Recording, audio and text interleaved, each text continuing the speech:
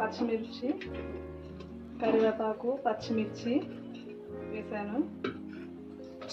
ఇందులో ఫ్రెష్గా దంచుకున్న అల్లం,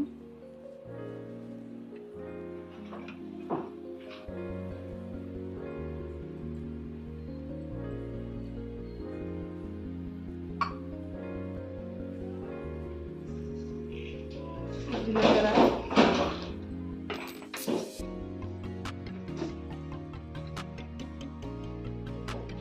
కొద్దిగా జీలకర్ర మెంతి పొడి, ములక్కాడల పప్పుచారు నాకైతే చాలా ఇష్టం అండి. కొద్దిగా పసుపు,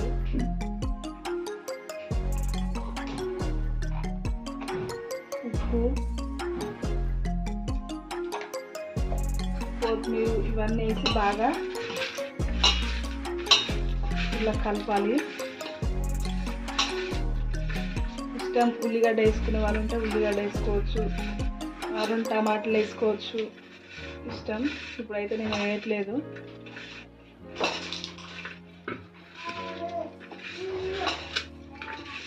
మంచిగా ఈ విధంగా పిసకాలి. ములక్కాయలు పొట్టు తీసి వాటర్లో వేసి మంచిగా కడుక్కొని ఇందులో వేసుకోవాలి.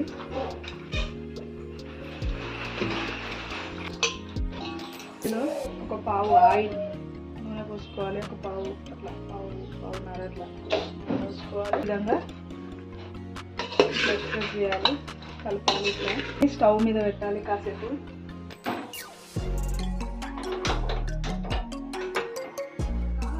మీడియం సైజులో పెట్టాలి. నాకు సరిపడంత చింతపండు వాటర్లో వేసి నానబెట్టాను ముందుగానే. పప్పు మెత్తగా ఉడికింది, మంచిగా గ్రైండ్ లేని అవసరం లేదు, మిక్సీకి మూత పెట్టాలి. అట్లా ఉంచాలి. ఈ చింతపండు పిసికేసుకుందాం.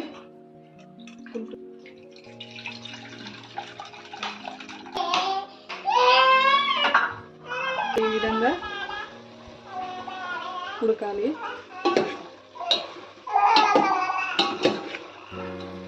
ఆల్రెడీ మెత్తగా అయిపోయింది. ఇంకా వేసేస్తున్నాను.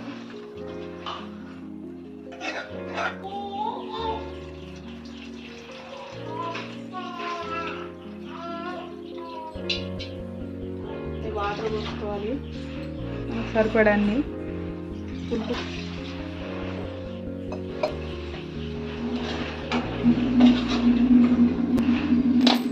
అప్పుడు ఉప్పు కొంచెం వేసాం కదా, ఇప్పుడు మళ్ళీ మనకు సరిపడంత ఉప్పు వేసుకోవాలి.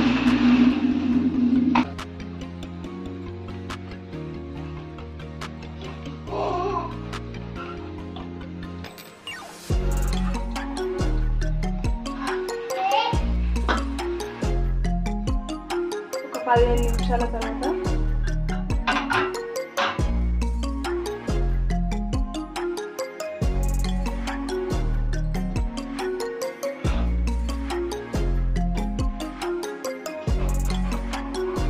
ఇవైతే ఉడికాయి. చాలా అయింది. దీనిపైన పోపు పెట్టాలి.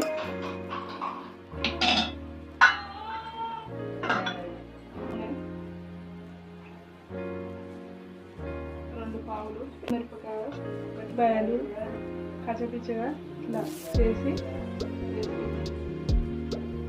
కరివేపాకు, జీలకర్ర, ఆవాలు, పసుపు,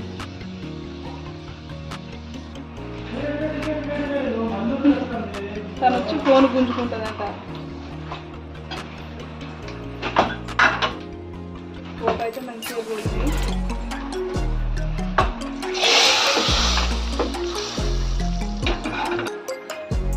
పప్పుచారు అయితే రెడీ అయింది.